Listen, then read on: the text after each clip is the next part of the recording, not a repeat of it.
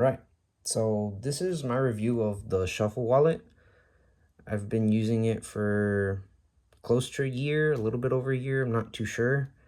I was a Kickstarter backer on this project. I thought it was a very cool concept, and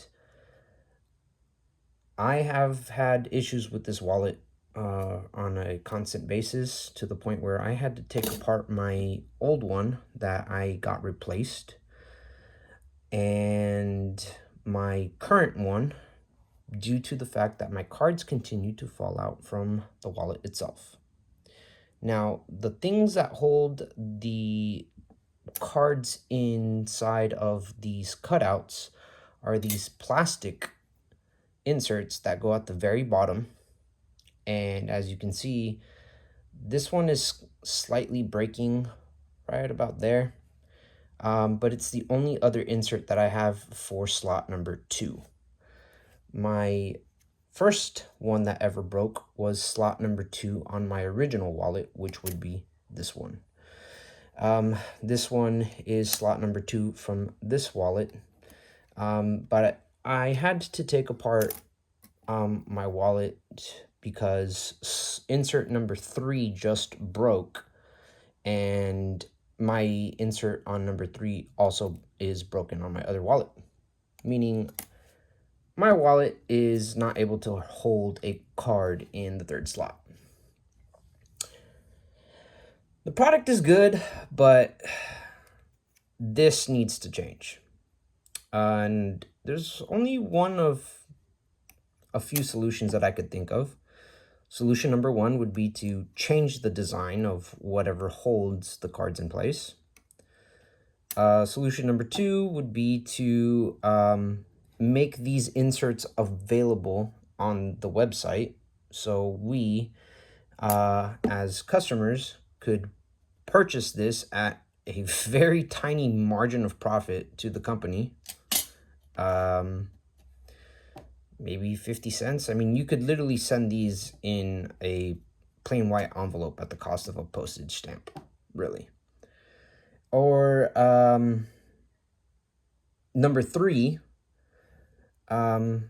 change the material that this is made out of, because this is just plastic and it's just going to break. The way these inserts go is you get one of these cutouts, and they essentially just slide in at the very bottom. And you're supposed to put a card, and the teeth, the serrated edges on this insert is supposed to hold the card in place. But the problem is the moment that this breaks, your card will just slip out, right? Now, luckily, the insert for the very first cutout plate, which is what also holds the rest of the wallet in place, is actually, I guess, somewhat better. But this is the cutout for the first slot. As you can see, it's significantly larger than the first one.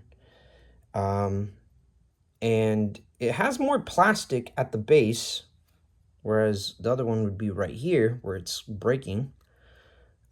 This has more plastic to chew through, and as you can see, the first card is the one I use the most, and it hasn't even snapped or broken on any level. The material for the wallet itself is very durable. I dropped my second one, sorry, and it held up really good, and I dropped it from waist high, and it only caused a slight deformation and serrated edge right there, so I can kind of use it as a box cutter. Sorry.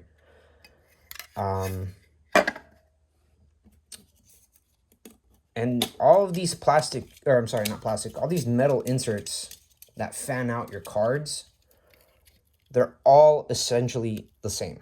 They're all exactly the same. And the only thing that changes is the orientation of these plastic inserts.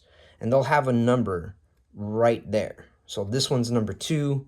The one that's broken that I'm going to try to maybe glue together because I'm essentially out of a replacement for number 3.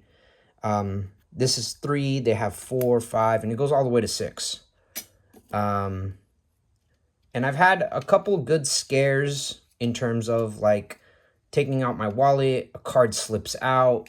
Luckily, someone was kind enough to tell me, hey, your card fell out of your wallet or you dropped something, and I turn around and I see it's one of my cards, you know, debit, credit, you know, driver's license, whatever it is. And it's quite scary because you never know when you're just going to realize like, hey, I'm missing a card from my wallet. Why am I missing one when they should be secure? And it's not like I'm doing, you know, the shake test and holding the wallet upside down. It's like, no, I'll literally just take out my wallet, and if I have it like at just a slight angle, my whole card will just fall out. Do I recommend the product?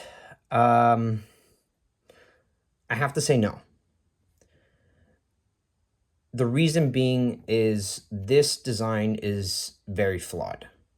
This card holder insert at the bottom of the card cutout themselves is flawed. And they're going to break eventually, and I have a lot of broken ones. These are just 2 of 4 that are broken, and the only one that I don't have a replacement for is number 3. All the other ones I have a replacement, but they're all also breaking at the typical spot, which is right here. As you can see, this one is broken pretty much about the same level as the last one. This one kind of broke a little bit over since you have like a serrated cutout right there. The customer service is great from the company that makes this, but I really don't feel like ordering a whole nother wallet. I feel like they should have these plastic inserts available to just order to the customers. But yeah, I'm definitely on the market for another wallet. I have personally chosen the Proof wallet, but I'm currently waiting them to restock on a specific model. So I'm trying to make the best of the Shuffle wallet while I can. But if this re-gluing process on this other insert doesn't end up working, then I might have to just switch back to a regular wallet until I get the wallet that I'm personally choosing. With that being said, you know, purchase this wallet at your own risk. Keep in mind that these plastic inserts are going to break. There's no avoiding that. And interestingly enough, insert number 6 on my wallet, the one that I was using, broke very easily. I only used that card once a month to deposit money into it, and you know, I only took that card out maybe 12 or 14 times, and the insert broke, and I had to switch from the old wallet to the new wallet, the one that I was using. Another kind of complaint that I have is the little front card holder that you have. It stays on there the moment you put it on there, but the big inconvenience is when you have to, and you will at some point, have to tighten the screw, at least the front screw of the wallet, because your wallet will get loose as you use it.